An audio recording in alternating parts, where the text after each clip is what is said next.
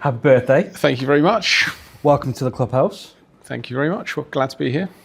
I'd also like to say thanks to the two Lucy's for being so funny and insightful and really making this a lot harder. So I'm very different from Alan. I'm not going to lead this much. I'm going to let you fill us with the information. Okay. So just get started. Introduce yourself to the room and give us a little bit of a background as to where you've started and how you've got to where you are now. Okay, so quite frighteningly, I got involved in e-commerce and web in 2006. I started an e-com agency that sold Magento probably 2010 forward. Any Magento only agencies here? Essentially, in that space, I wasn't able to charge enough money to make it viable. I wasn't a very commercial person, and so I found it quite painful. And with that being the case, I got into integration, which at the time was the most painful thing you could possibly do because no APIs worked, and it was an incredibly challenging ecosystem. And essentially that turned into a much more successful part of my business at the time. It became an iPaaS called Patchworks, which has now scaled up significantly. I'm a creative entrepreneur, so at a certain point, it became very apparent that I wasn't capable of running a large tech business. And so we went out and took a load of investment and hired the general manager from BigCommerce, who's a guy called Jim Herbert, who is the archetypal CEO. Very good guy. He's taken the business forward and dramatically improved our product and stuff like that. But when he joined, I had to do the right thing and step away, join the board and that kind of stuff, because obviously I represented the old world of the company, and after about 3 months of trying to repair my shattered mental health, I got bored. I think I need to be doing something. So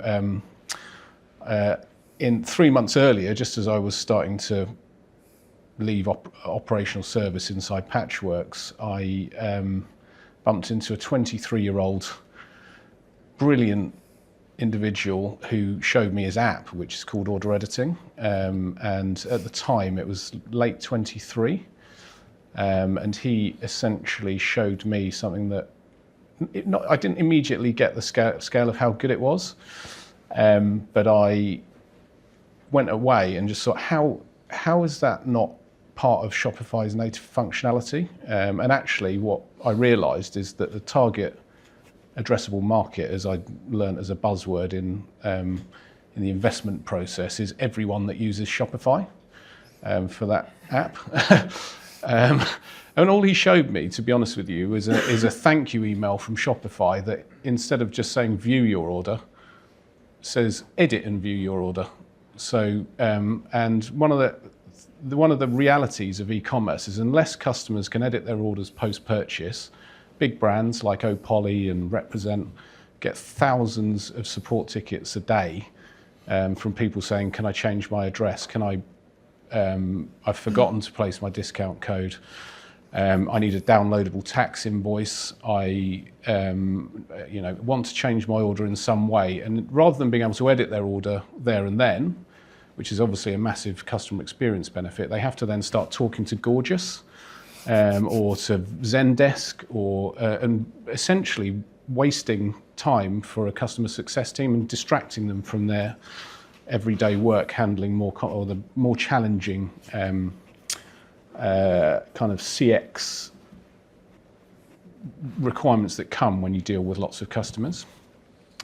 The surprising impact of the app is that essentially, if for any retailer of any size, it will reduce total ticket volume by 15%.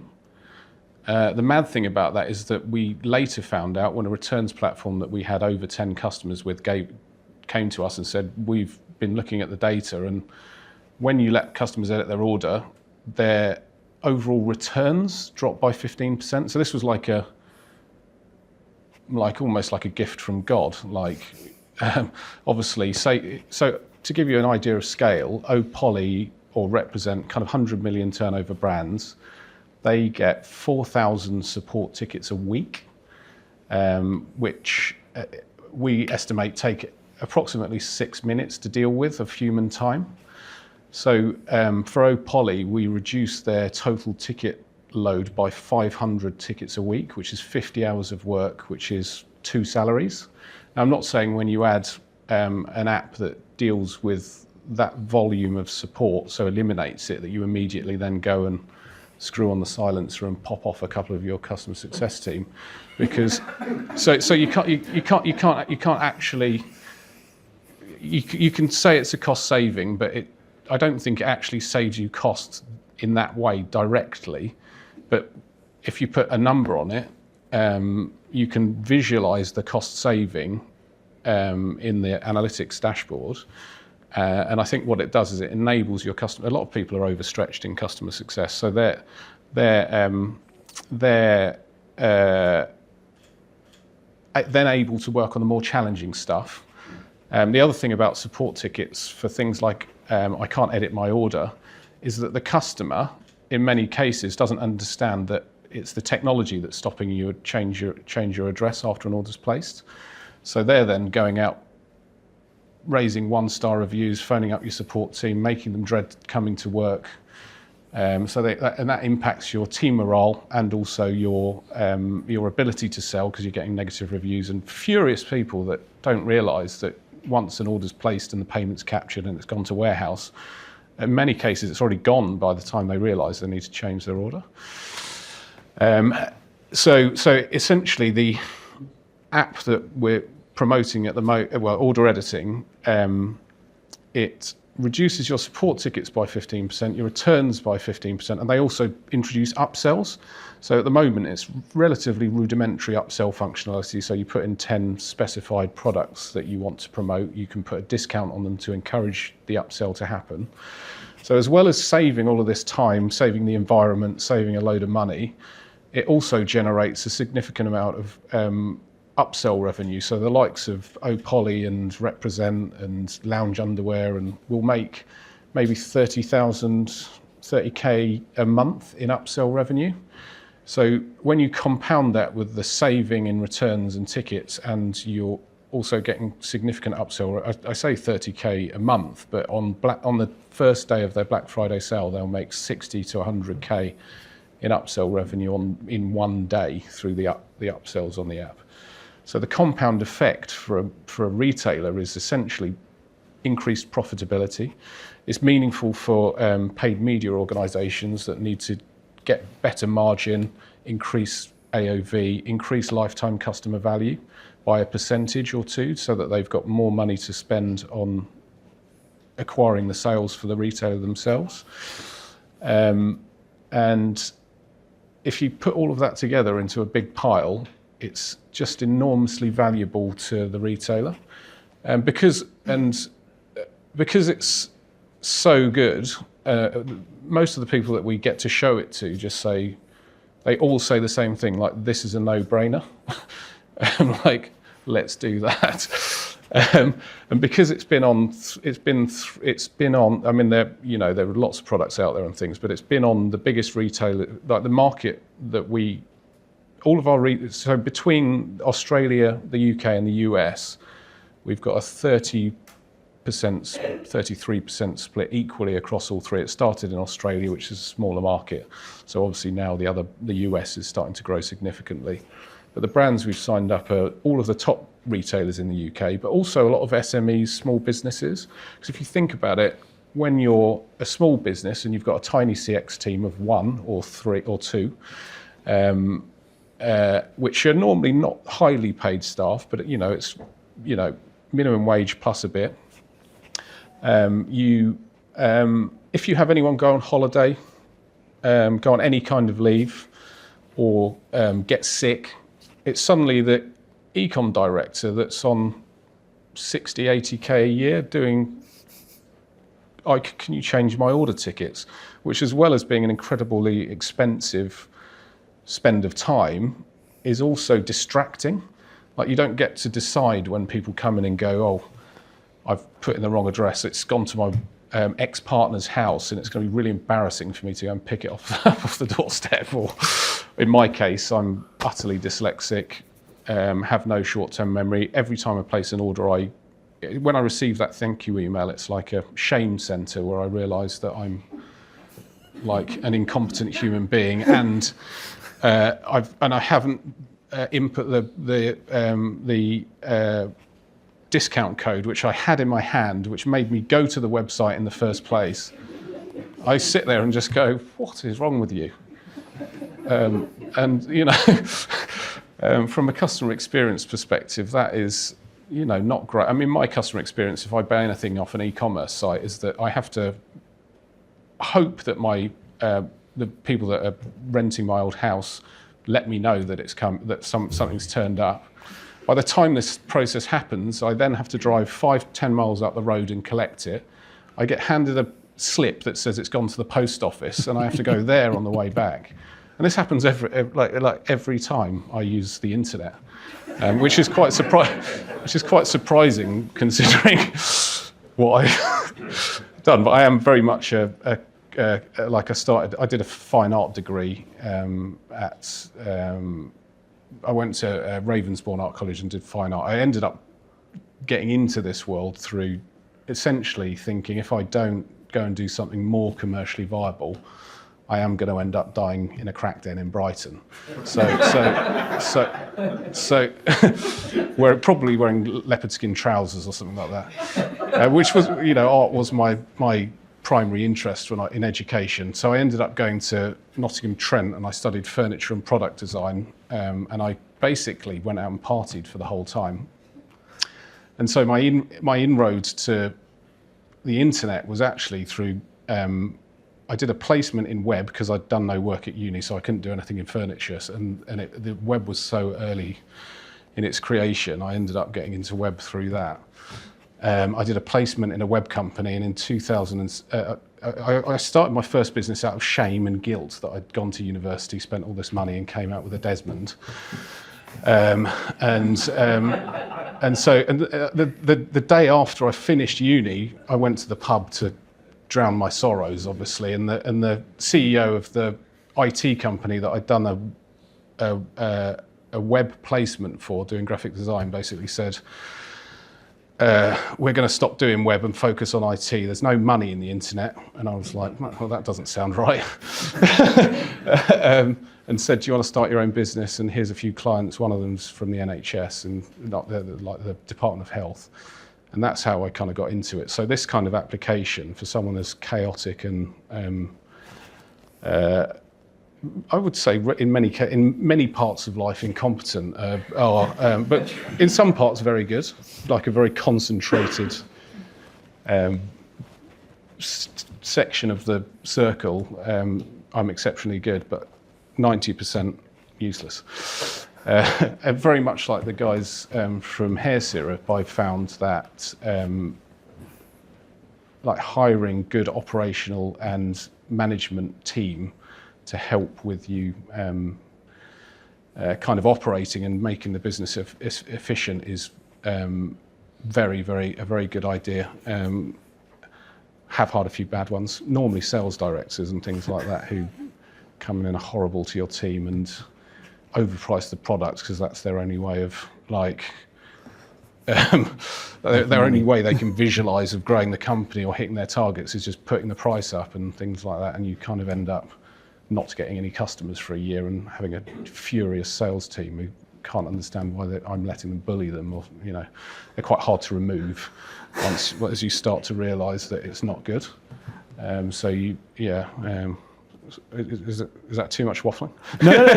It's great because it takes up about 3 of my questions, so that makes life so much easier. Going back to those early days, because I mean, I remember Juno because I'm a Magento agency, so one of the first agencies I competed against was Juno. Was it? Yeah. I lost out every fucking time. Did you? That's because I was so cheap. I'm joking. But you get to hear the stories of the founders. Yeah. And like, how much do you think serendipity sort of played in those early years in terms of, like you just mentioned there, going to the pub and the guy's like, oh, we're getting out of web. There was a lot of, weirdly, I think I believe in fate. So when I started Juno, I don't know if this is too much of a share, but when I started Juno, I started with another founder who was the tech founder. I was like the creatives, and I started with the tech founder. But because we had no idea what to charge, it was painful. We were kind of charging what we needed to pay our rent and food to people.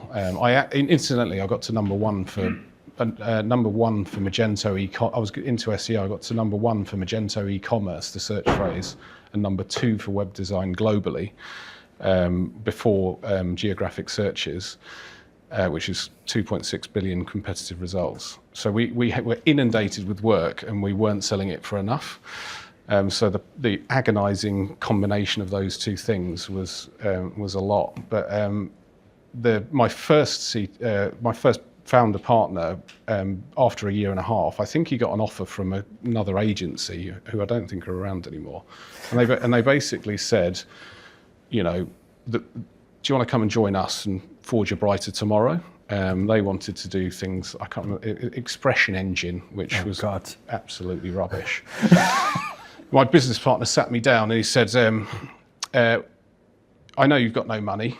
I'm taking the business and I'll give you $4,000 to disappear.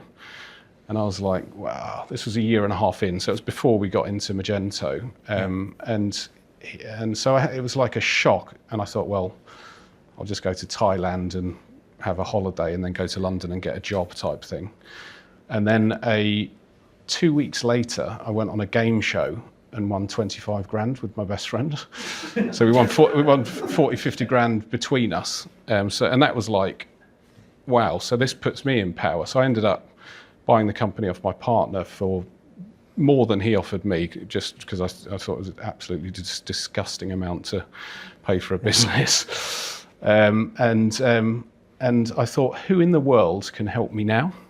So I went to because I was into search and things, I went to Google, and I thought the person that can help me is a really successful freelance developer that has domain authority, so people are listening to them, they're launching customers and things like that. So I hope the person I'm going to mention, it doesn't mind me saying this, I think we're friendly and laugh about it now, but he was, I typed in PHP Developer UK, and the first result came up, and it was a company called Rolled. And so I picked up the phone, phoned them and said, look, this is my situation, game show, I've got all this work. My partner at the time had kind of killed off our employees. I had no employees, I had no one to deliver the work. And I said to this guy, look, this has happened. Do you fancy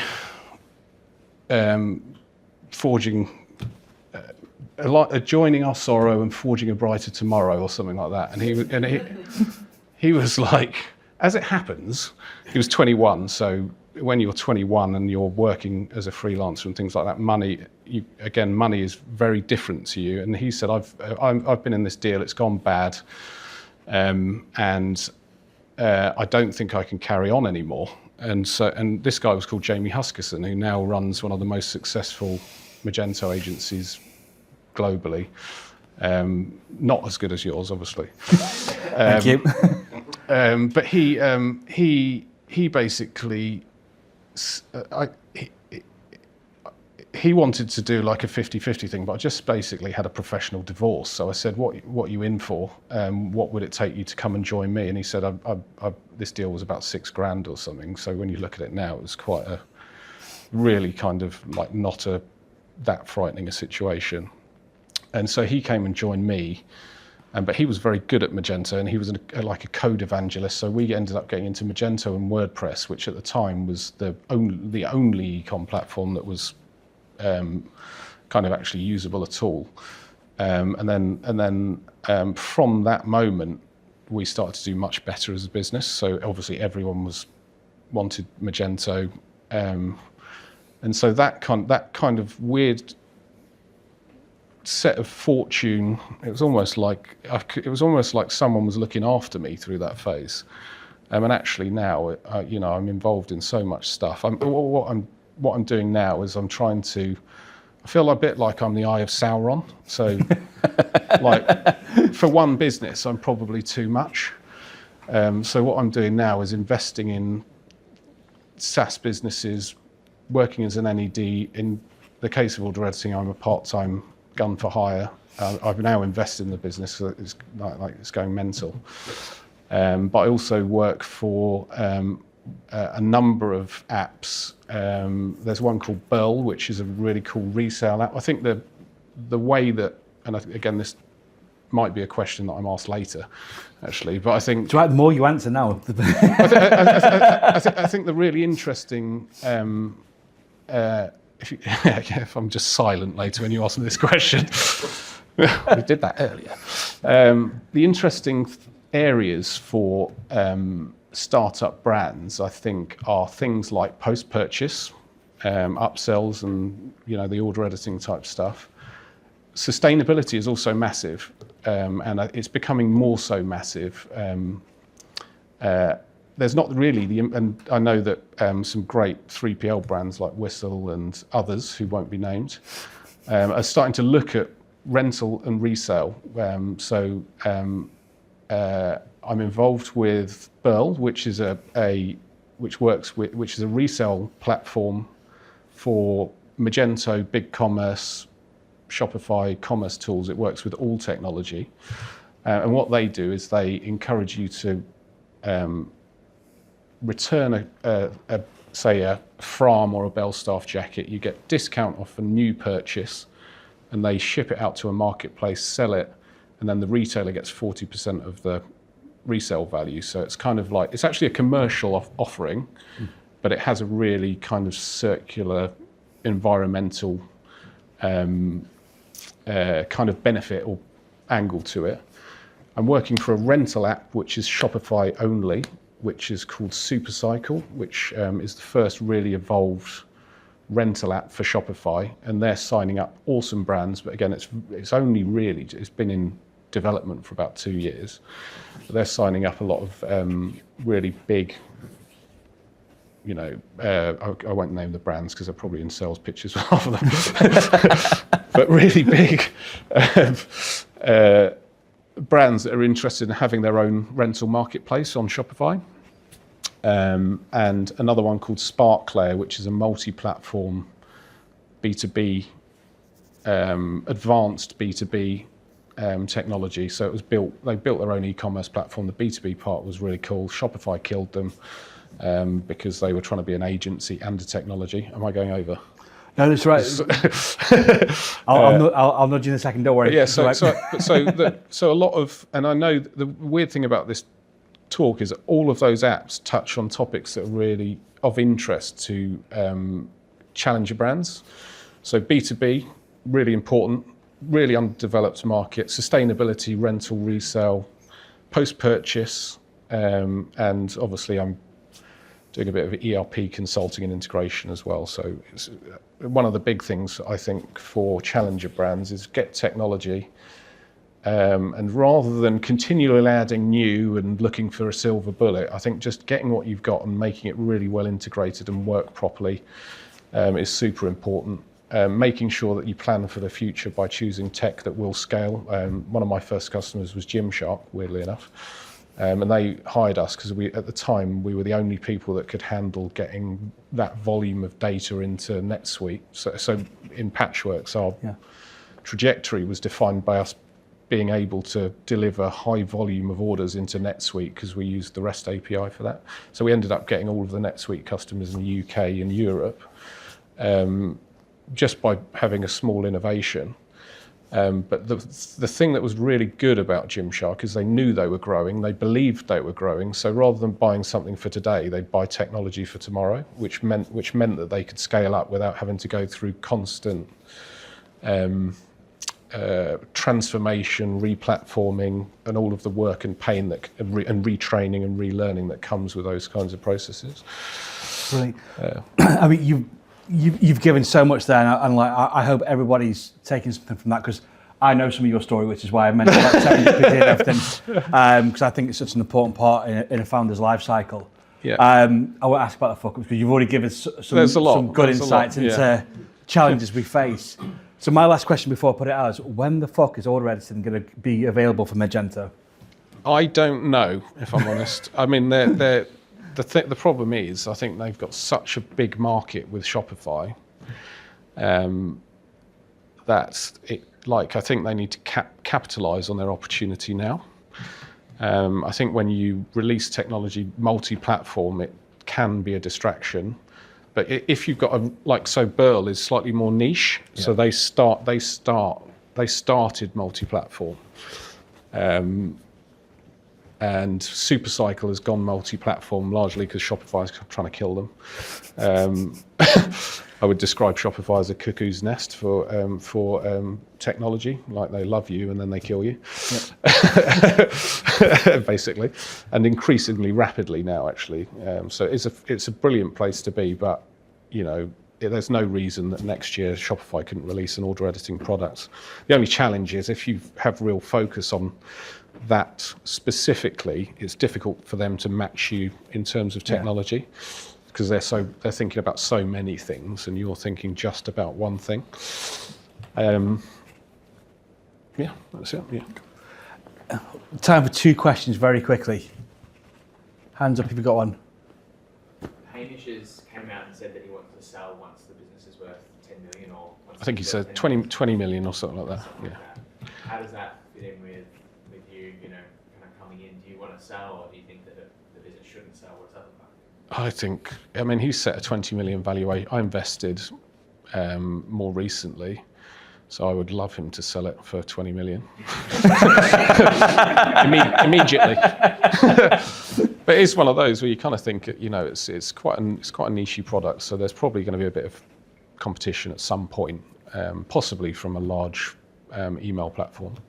But he's been very honest about what he's trying to achieve. I actually think with the way that it's going, it might be worth significantly more than that, especially to another, like a Klaviyo or a returns platform, or who can essentially, rather than looking at the turnover today, can look at the value of the product to their estate. So if they can buy it today and sell it to 10,000 merchants in a year with 400 salespeople, the value to them of the business is overwhelming.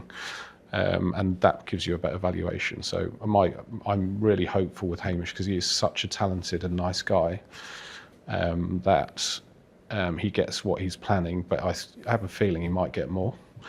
The other thing as well, he's so good, very much in power with LinkedIn marketing.